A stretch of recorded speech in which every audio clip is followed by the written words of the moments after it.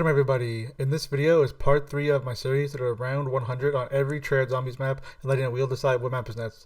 Without further ado, let's just get right to the spin. Okay, we are here on the spin with all of the Black Ops 4 and Cold War maps added, which is pretty exciting. So we are going to give it a spin and see what happens. Let's go.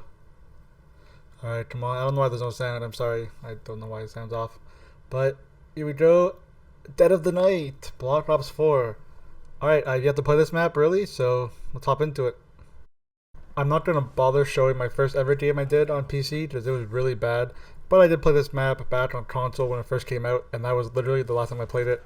But the first thing I do is get all the parts I need for the silver bullets, all the parts I need for the shield. As you see there, I got the first 2 parts. I come in here looking for the cup that is on the ground right here, no problem there. And then I need the Patrick Punch unlocked by hitting all these stones, looking into all of them, getting all that sorted out. So this first one here in a second will be after I grab this ride shield part. I will finish off the kills here in the crystal. I will go into it, and it is the sad girl looking down, which is over off somewhere in the map. So we got the other crystal, more silver spots down here in the wine cellar. I laid down beside all the perk machines too, which I didn't show, but I did. Melt all the silver down. Now I have it all down, and boom, all the melted silver down. First step to the silver bullets is acquired, and then again just hitting the crystal, zooming into it, and it's a perk machine, which I think every game has one. I'm not entirely sure, but that's that. I got the coals in the fireplace right here, and going for the last thing to stare into right here. It just so happens to be a clock again, which I think is every round. You can probably hear my controller in the background. My mic was on while recording for some reason, which was annoying. But doing the clock now, and all I did really was train around in circles instead of killing them. And it was a little annoying to do later on when there was more zombies, but I managed kind of fine. It was okay. I skipped ahead a little bit here, and I got this done pretty much no problem. In later runs, I killed them as I was doing this, but I'm not really going to show any more setups after this one. So I did the first tuning fork, and that's that pretty much. Do a little pause for some reason, and that's that. Boom. So now I go for the painting, which is in the tea room, and the little ghost comes out, and I do follow the ghost later on. But my first order of business is to go downstairs, finish off grabbing all the ride shield parts. Just kind of looking around, maybe buying a weapon. I see there's a lot of zombies, so I'm like, you know what? I'm gonna buy this swordfish on the wall. Get the ghost kind of moving along a little bit too in a bit. Yeah, no problem. Swordfish acquired. That was my gun pretty much the whole playthrough, every playthrough I did.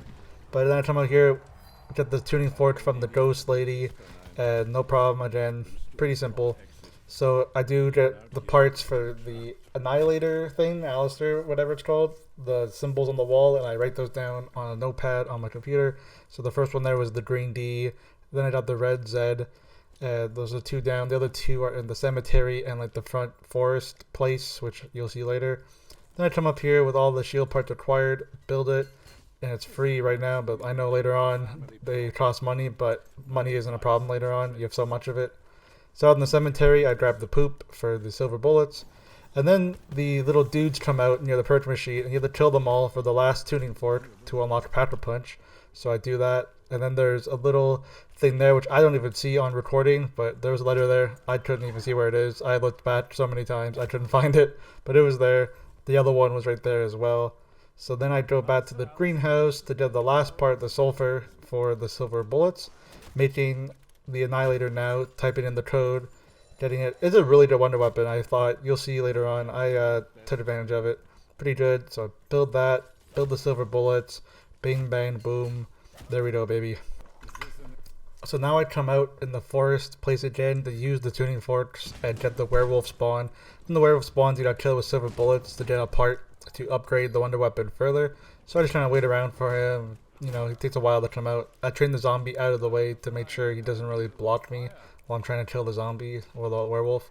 So I come in here, werewolf, he's jumping on the trees, whatnot, take some shots, nothing crazy. I run back in a second, just reload, take him out, don't kill the zombie so I can keep the round going, do everything I need to do. And he's dead. I will go now and grab the part which is on the floor right here. So I bring the shield now to the library, hit this briefcase, get the second part I need for the upgrade, and then come all the way back to the greenhouse laboratory, upgrade it, boom, did that part, then build it on this table, and now I get the chaos theory. So the first thing I want to do after acquiring the Chaos Theory is coming out to the cemetery place, shooting all these special orange lamps, because when you do that, a thing comes out, you shoot the thing that comes out, you get a part to upgrade the Wonder Weapon even further beyond the Chaos Theory. In future playthroughs, I had problems killing the thing that comes out, but in this playthrough, I had no problem at all. Just bang, couple shots, he drops his little part. It was pretty cool. So then go over to the forest again and try to use this like confusion turned type thing, and they'll dig up all these mushroom piles for a part, and they just weren't dropping it every single time, so you have to come back, do a few of these mushroom piles, and eventually they do drop one, but this one I believe doesn't have it either. No, it doesn't. So I do one more, which is across the little forest, and the third part does do the charm. It feature runs again. The first time it would drop sometimes, but it was pretty rare. So now over in the mausoleum, I use the tornado ability to kill the vampire dudes, and they drop bile. So I would grab 3 of the bile, which I only show 1 here, but you grab 3 bile, you need to bring them over to this little casket, and a dude will come out, will drop a part after you kill him when he comes out. It got pretty hectic. They spawned a whole bunch of the vampire things when you open them, but I just used the special weapons, and he does grab me. My first time ever doing this, so I didn't know what to expect. So he grabs me, I chase him down and kill him, get the part that he drops. It was pretty cool. So then come all the way back over to the greenhouse, put the parts in the machine again, and then craft the Annihilator. There we go, all the way upgraded. So now I need the Helion Salvin, or whatever it's called, the Helion Salvo, the rocket launcher. And I hit the botch going for that. It's the best weapon, at least on this map. I think the best weapon in all of Black Ops 4, but I've yet to play all of Black Ops 4. So I don't know about that, but I got it here. Go and powder punch it, have the Annihilator. Now in future runs, I do try to get the Monkey Bomb equivalent, but this run it didn't happen for whatever reason. I just didn't want to do it, but it's all good. So I teleport back over to the spawn and just try and do the setup. Which the strategy, all you gotta do is just camp here and shoot the floor and reload, shoot the floor, reload, shoot the floor, reload. It's pretty lame strategy to be honest, but it works. It's fast.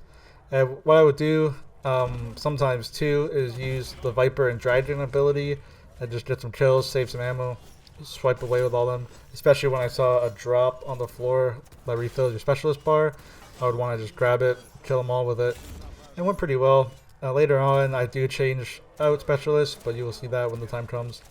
And by now also I have all my perks, which is Dying Wish, PhD Slider, Victorious Tortoise, and Stamina Up, which turned out pretty well for the most part. Stamina Up, in hindsight, I probably didn't really need, but I have it. So we're here on round 25. Things are getting a little bit spicy. Nothing I can't handle really, but I do go down. Saying I can't handle it. I can't handle it, but I go down. And that was that. So I did my perks back, reset. Then on round 31, I'm doing the thing again. Nothing's really gone wrong up to this point, just kind of shooting. Then I realized I'm not doing enough damage, and I was really confused. But then I remembered on the video I saw for the strategy, it said you need the attachment to make them blow up, you know, more and more radius. And I didn't really realize that when I first played. So this whole run, I was not optimized, so I just take a double down pretty much right away. And yep, there we go, that's it. So game 2, I made sure I have the attachments on properly, the better blast radius, the better reload speed, and just hitting the bots again after doing the setup, which was a lot faster the second time around. Got the Monkey Bomb equivalent there, as you see. And now this part is pretty dumb. I was running around with the Ballistic Knife for some reason, and just ran into zombies, had no specialist, had no shield really, didn't think to throw a Monkey Bomb, and just took a stupid down. But round 20, we are going for the Helion Salvo some more, and I do end up getting it. 51 minutes into the run, got the monkeys, got the salvo, got all my attachments on the salvo properly. So I go powder punch it here, letting the Monkey Bomb thing do its thing, get enough points, powder punch, and move on and be ready to do the setup. Just kind of chilling, making sure I don't die, no problem again. So round 33, I didn't really see a problem. I changed my shooting spot to that chair because it was consistent, but then they just came through and overran me. I realized in the future that I was shooting too slow in between shots, so they were getting through, and that was just kind of a dumb down, but it is a learning experience which all comes into play properly. So a couple rounds later, round 35, no downs remaining of the game. And again, I just kind of overrun a little bit, but my dying wish goes off, and I barely made it out of there. It's pretty chaotic. I probably, in hindsight, should have ran around and used my shield and protected myself, maybe throw a monkey bomb, but I didn't do any of that. But it survived, no problem. I got the salvo. It's so good, man. It is so good. But not great all the time, because that would happen and be overrun. And yeah, that's that. So what I realized as well is that this game has double patrol punching that actually gives you more damage, which explains why all that kind of went wrong. And now after knowing that you can do more damage, I got to around 50, around 65, no downs. And this is what I would do when I ran out of ammo, is try to run around the whole place, grab the ammo, and then go back to the camping spot. And sometimes I would have trapped here, but it wasn't really a problem. Set it back up and keep shooting. Again, I realized I was shooting too slow and I tried to fix it, but it was too late. I took some damage and I do go down. Trying to suck, but it happens. So I go get my perks back, put on the trap, re-camp up, and I'm good to go. Until I get overrun again, right when I get back set up, into the double down. No lives remaining, but I get up around 65, we're chilling, and for some reason I decided to run up here with no specialist, no protection, just nothing, and I don't know what I was doing. That was just the dumbest down I've probably ever taken in zombies for a long time at least.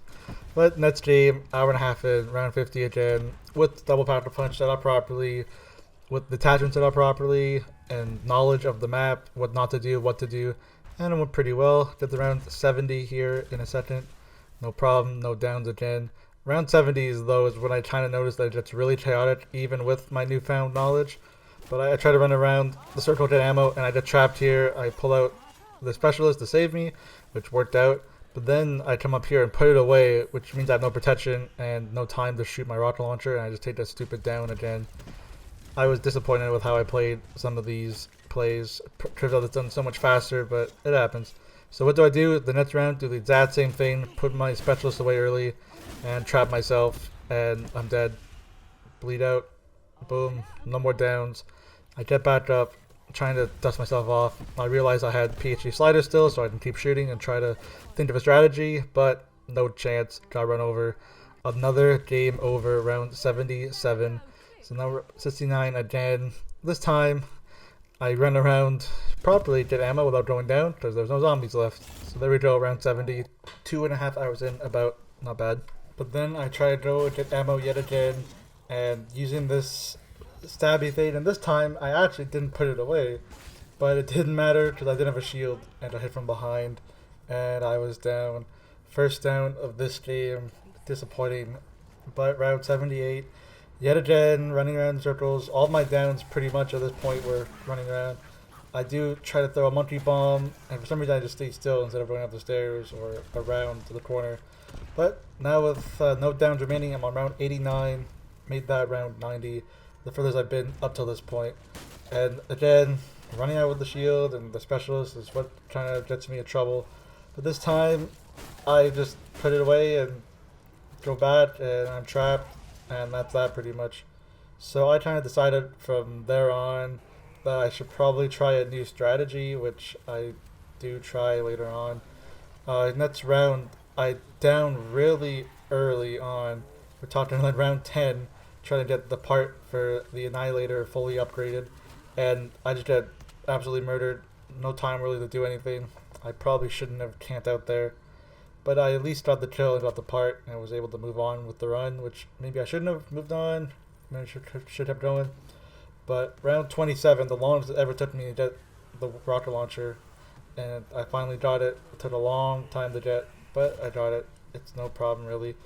And I almost died there trying to pattern punch it, but I don't luckily, so I throw the monkey bomb equivalent, boom, pattern punch, get it all the way matched out. So the new strategy is in the master bedroom here, using the Annihilator as my main weapon, with new perks, which is Stone Cold Stronghold, which gives you more armor while you're standing still, and the Bandolier Bandit, which is just more ammo in the back pocket. And I had the hammer thing now, so I would just use this hammer, similar to how I use the Tiger and Viper. I just trying to use the hammer, hit the ground, freeze everyone, kill everyone. It wasn't really that bad. It did kind of hurt me sometimes. I got close to being down, but I kind of figured out how to make it work by the end. So just use it all up and then pop another Annihilator shot on the ground.